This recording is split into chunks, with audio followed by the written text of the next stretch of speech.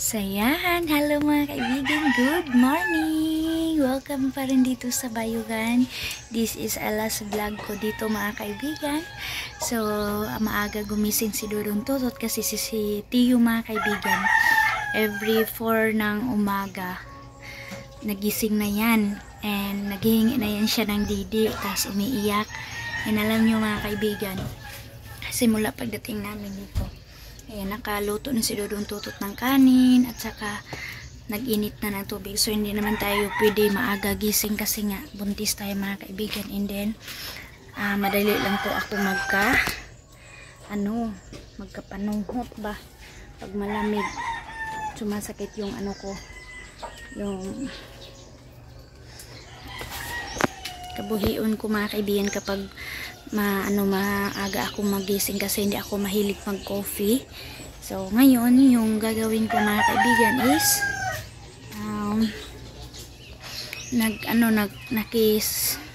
ako kay Tutot, nakiutos ako kay Tutot mga kaibigan, nakiusap ako na pupuntahan niya si Uncle Luloy para siya yung masasakyan namin mga kaibigan.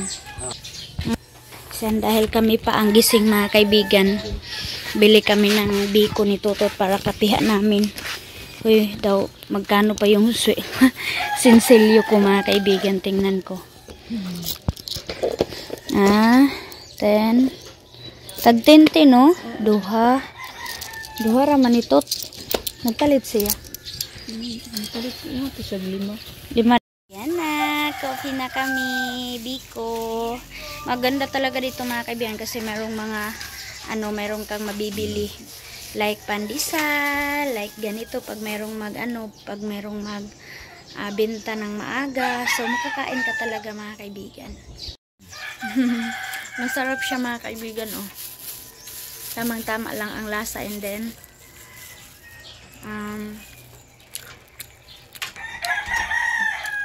tamang-tama yung niya, gata. And then yung yung latik, oh. Merong latik mga kaibigan. So ngayon, bibili na lang ako dito mga kaibigan ng pamimigay natin doon sa Tikgun para pagkarating ko mamaya doon sa amin, mairipa ko na siya kasi sabi ni Dudong Junjun mga kaibigan, wala daw talaga pumapasok na isda doon sa screen. Kasi simula daw pag alis ko, yung kuha daw ni Dudong Junjun mga kaibigan, only 3 kilos lang mga kaibigan. So napakamura pa naman ang binta doon sa amin ng isda. Yung halwan po is siguro 80 per kilo na lang. Pero yung pagdagsa mga kaibigan, yung first maraming huli. Ganun kasi doon sa amin mga kaibigan, kapag maraming huli, kapag medyo bongga yung huli mga kaibigan, okay pa yung price. Tapos kapag always na mga kaibigan ang dami ng kuha, binabaan kaagad yung presyo doon sa amin. So sa 100 pesos, 10 pesos every mga kaibigan baba, 90, 80, ganun na lang siya. So pinaka na ngayon is siguro 80 pesos na lang mga kaibigan. Tapos kapag wala na namang isda, babalik na naman yung regular price na 100 pesos. Ganun po. And sa ngayon, sobrang talaga mga kaibigan, krisis po yung huli kasi bumaba yung level daw ng tubig doon, pero hindi masyado malaki yung binabaan. Maliit lang daw mga kaibigan. And yung halwan is 80, and then yung mga small, ganun mga kaibigan, yung maliliit, kinukuha nila, pero sa pagbenta doon mga kaibigan, good na yun. Tapos yung gurami, 40, ang karpa mga kaibigan, yung malalaki, siguro 40, 50, ganun po siya. So, ito yung update natin this morning dahil tulog pa yung iba. Hinaan lang muna natin yung boses natin kasi si Ate Manina mga kaibigan, always na talaga yan bilar sa mga kids. Larang mabubusog na ako nito mga kaibigan, tamang-tama kasi mag-grocery ako. So, para hindi sayang yung pakyaw ko mga kaibigan, so magkarga na lang ako. Kargahan ko na lang ng grocery. And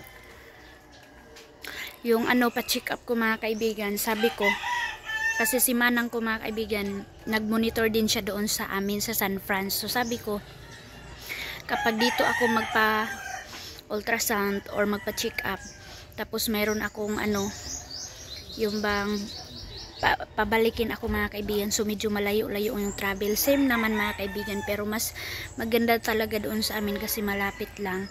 Ano siya, double ride pa rin, same lang pa rin talaga mga kaibigan, pero mas maganda talaga doon kasi doon sa amin na ano siya, area sa San Francisco. So ang ano daw doon is Monday at saka Friday, so tamang tama makauwi ako ngayon Thursday, and then sa Friday mga kaibigan siguro travel na naman ako. So advance ko na lang sa inyo para matingnan yung blood and sugar ko mga kaibigan, ayun yung kailangan, and then si Bibi na din. So ngayon sobra talaga mga kaibigan ang love ni Ate Maninay sa mga bata. Nakikita ko talaga, nahiya na din ako mga kaibigan, kaya gusto ko na din umuwi kasi nga sobrang ano na si Ate Maninay, tired na siya. Ginawa na lang niya as a exercise or diet yung mga kids, kasi alam niyo mga kaibigan, ang ginawa ni Ate Maninay kay King, sinusubuan talaga niya si Soy Soy, si King, si Tio. So tatlo yung inalagaan niya mga kaibigan, kaya kapag makaalis na kami, so makarelax na siya mga kaibigan, and makaka-work na siya kasi wala na siyang kailangan alalahanin na mga bata mga kaibigan. So ganun si Ate Maninay, and lalong lalo na kay Tio, siya po yung na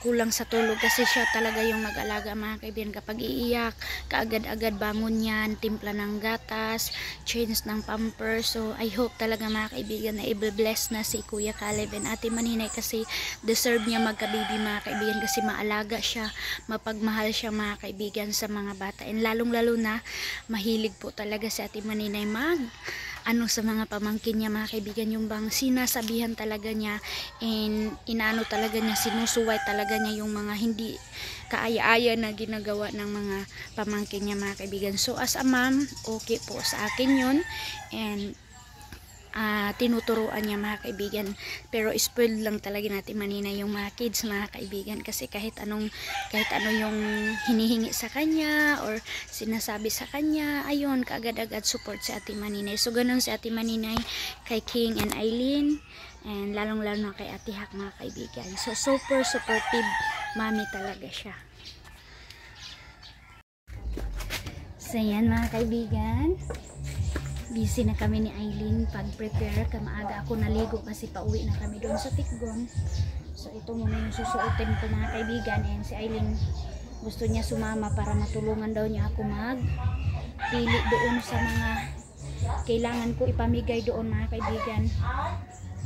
So sabi ni ma'am doon sa update ko sa inyo na hindi na bibili ng bigas, baka daw mabigatan ako, pero bibili tayo mga kaibigan, kahit ilang kilo lang, tapos lalagyan ng coffee, ha? Sarado pang. So yan, bye bye muna kami. Uy naman. So yan na mga kaibigan, grocery time para sa relief goods sa Tikgon. Excited na ako kung sino yung mabibigyan natin. Thank you so much sa sponsor, kay ma'am, sa pabigay niya. So doon ko na siguro maano sa inyo mga kaibigan, ma-update yung nabili ko.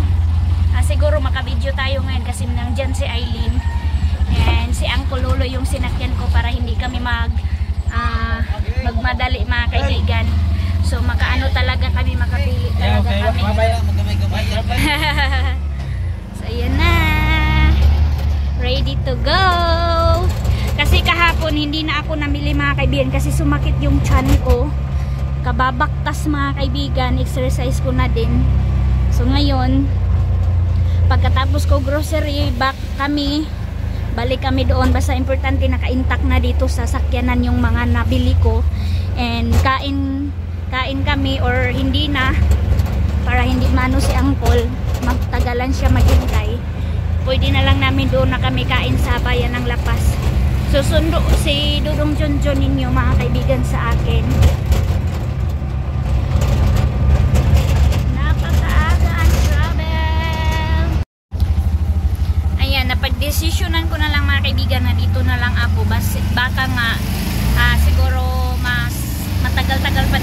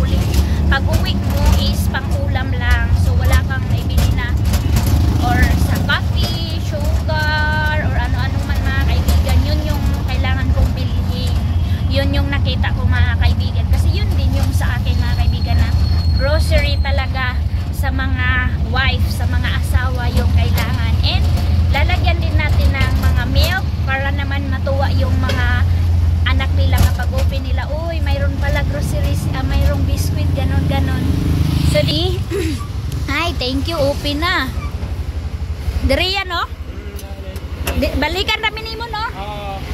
Dali na na.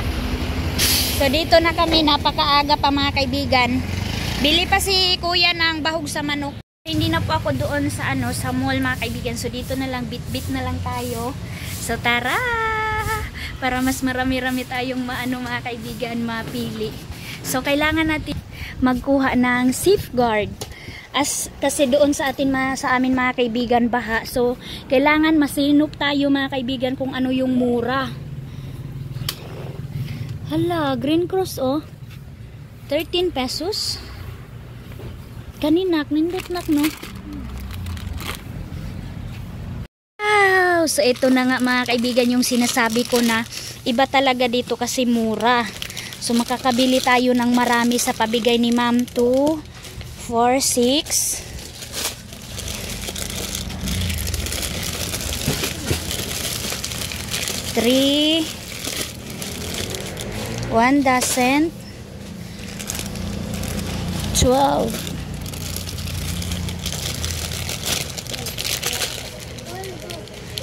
One dozen and half lang tayo mga kaibigan. So ayan na si Aileen, tumulong na siya na sabi niya Colgate daw. So kukuha tayo dito ng kaya ang mura dito sa sa shampoo na to. 6 pesos, 6.80. Walang price. Ano kaya ang mura dito mga kaibigan? So ang nakasanayan kasi doon sa atin mga kaibigan, mas babango talaga ang guard. So ito na lang siguro mga kaibigan, guard. So isang dosina in half. Ayan, mayroon na tayong soap. Meron na tayong shampoo. Dito tayo sa sabon. Sulit lang tayo mga kaibigan. 2, 4, 6.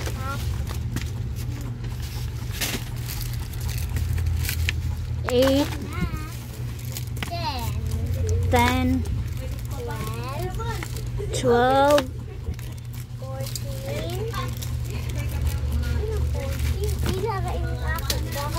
12, 13, 14, 15 nakatao mga kaibigan. Yung pagkastya-kastyahin ko na lang yan mga kaibigan. 15 na nakabuok nak, no?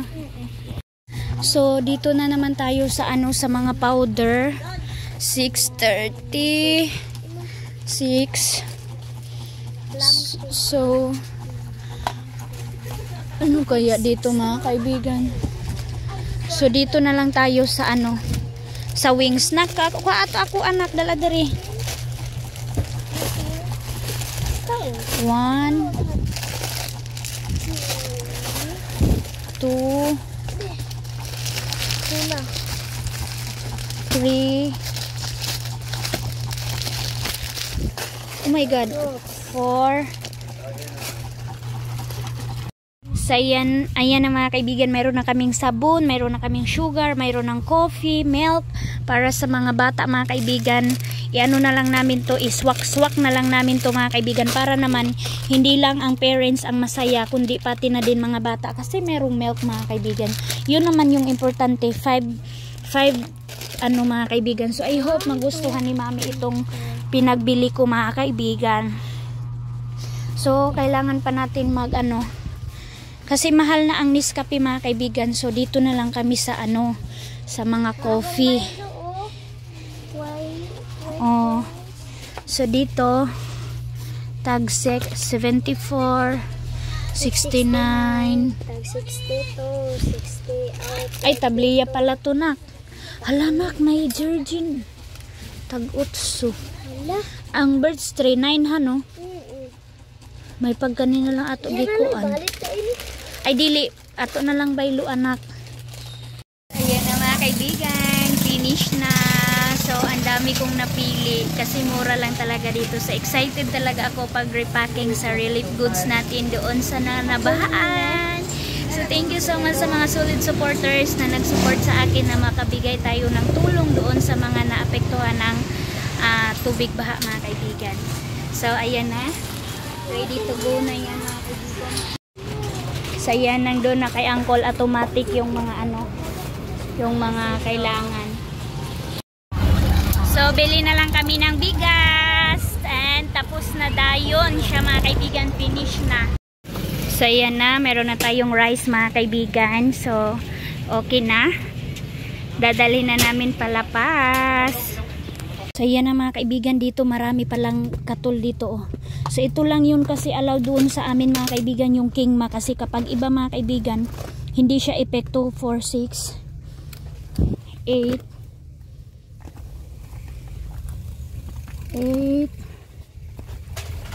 So buti si Uncle yung nasakyan namin kasi hindi siya maglikramo kapag mayroon tayong mga pupuntahan na wala.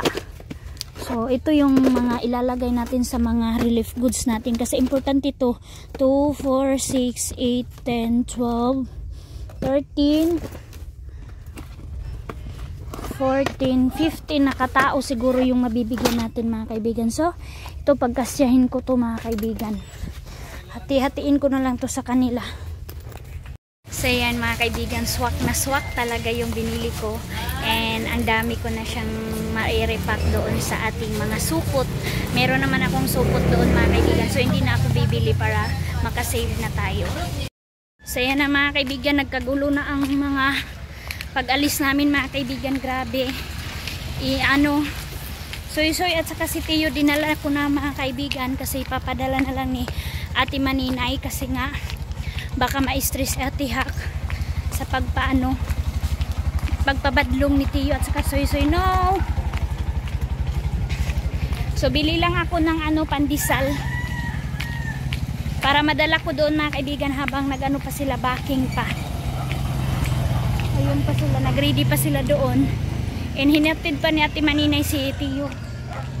Ayan, hinarbis ko na ang ni Auntie Pandesal Char para na makopihan namin doon kasi maulan-ulan din doon mga kaibigan. So yun ang saging, bili ako ng saging. Oo, okay lang po. Dalawahin daw ni Auntie pagkalagay ng supot kasi hindi kastya mga kaibigan. So yan na lang din yung ibibigay ko doon sa mga neighbors ko, yung pandesal. So habang pa si Auntie repack, bili muna ako ng saging.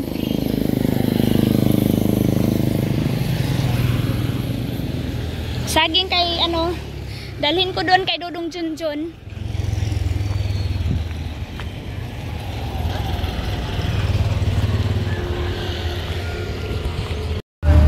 Sayana, going to Tikgun. Bye bye, Bayugan.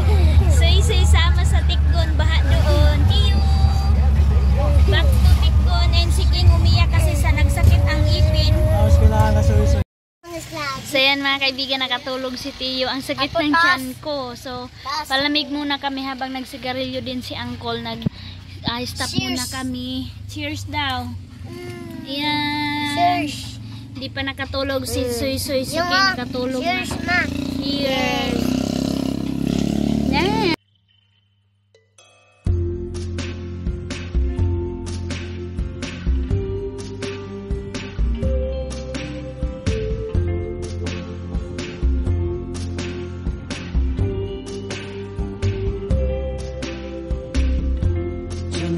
Tonight, I opened up my eyes. Tonight, I'm wide awake and I'm breaking into. I can't make it. So will you save my life? Tonight, I'm talking in my sleep, and I'm tired of feeling like a secret I can keep. I'm letting it go, I say it. So will you set me free? There's nowhere I can go inside my head.